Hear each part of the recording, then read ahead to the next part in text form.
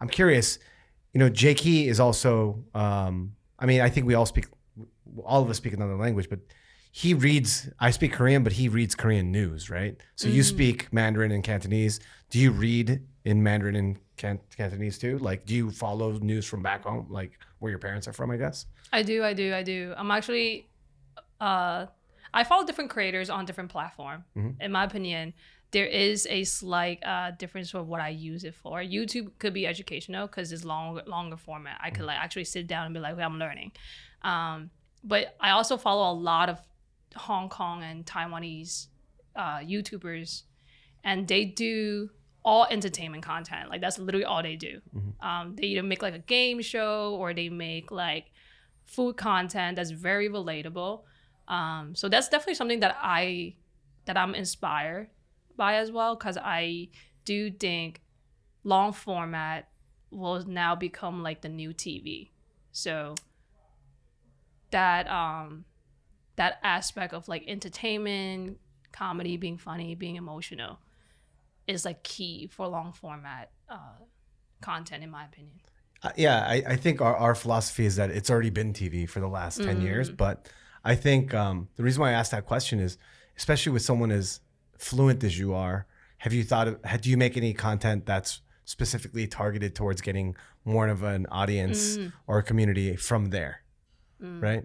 And by the way, in terms of Chinese, like Mandarin content, like they're so far ahead of us in their level of sophistication. Like Chinese netizens and the stuff that they like, they're so much savvier. Even though as an American, I think your perception of what happens in China in particular, you're like, well, it's TikTok being controlled, your FYP sending you, like rockets and math and like, it's all this, propaganda and all that stuff. But like, they're so far ahead in terms of like nuance, shopping, like all these things. They're so far ahead of like internet culture than most Americans. I'm curious to get your thoughts on that, because we always said from day one, I'm like, I don't care about getting a brand deal here. I want a piece of like, I want to work with Tencent. I care. I care about brand deals here, but if we could get a brand deal in Asia, oh man, I'd be super happy. Yeah. The scale is just different. Because the size is just different. The market size is just different. I definitely do agree. And back at Alumni and Why, we also did Shop, remember? We did. I was gonna say shopping content, where it's like live streaming and that was back in like 2021, early. Yeah. And now, I guess it's always been big, but now it's even like bigger as but people here, they freak out because like Mr. Beast has like now a failed ghost kitchen. In China you have KOLs that have like 2,000 stores, you know what I mean? Like it's just it's a completely different thing, the scale. So so when you watch like Chinese content, like what are some of the interesting trends that you've noticed? A lot of skits. And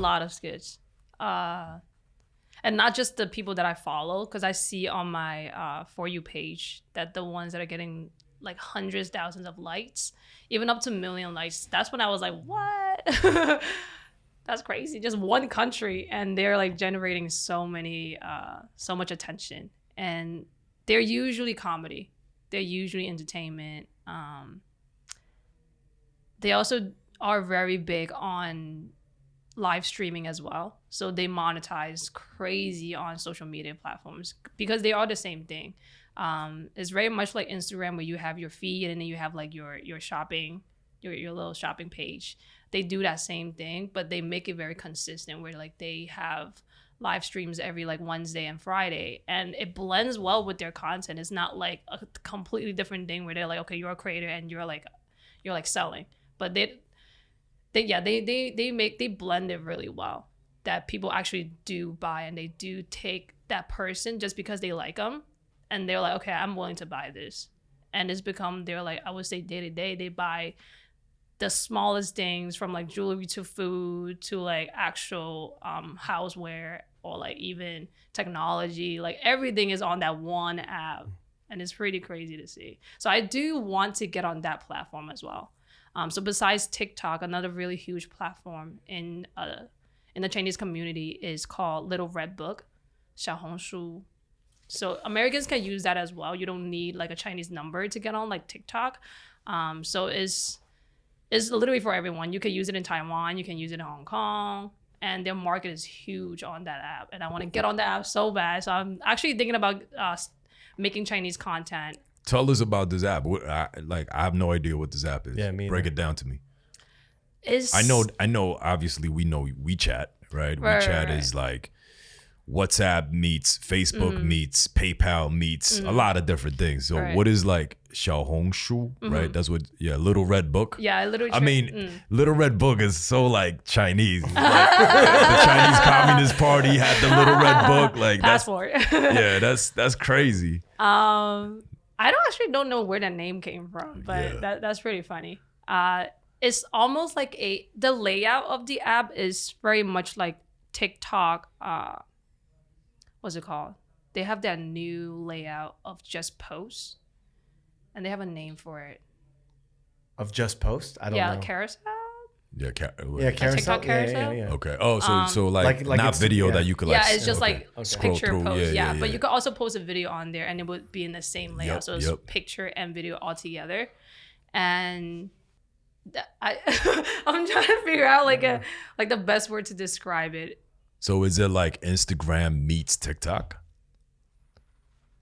It's like everything all together. It's like Pinterest and TikTok and Instagram all together. And who uses it? Is it young Chinese people, old Chinese people, or everybody? Everybody. I think the most powerful thing about that app is the algorithm.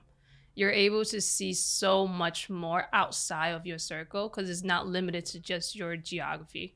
Even though it does push your content out to people around you first, but you're able to see posts that are not tens and thousands of likes. As long as it's something that you have viewed before, they will push that similar content. And I'm not sure if it's about the tags or if it's just about like you sliding all the way to the last picture or like finishing a video. But they have a way of giving you content that's not just the popular content. Interesting. So basically what you're saying is, whereas on FYP, the likelihood of the video that's fed to you, even if that's of your interest, it has to have a number of likes for it to even get to your FYP. Yep. What you're saying with Xiaohongshu is that even if it has like 2 likes, and I don't know, like let's say I just liked a bunch of sushi content, it's gonna get me that sushi content. Okay. Yeah. Before we start eating, do you want to like how can we help? Oh, we at that part of the podcast. I was watching some of the episodes. Okay, copy. Thank you for watching. Yeah, no, it's actually really informative, and I do think that you guys are very genuine. Thank you. Even from like a creator, knowing some of the insights. Yeah, Okay. y'all are very genuine. Actually, I would. How can we be better?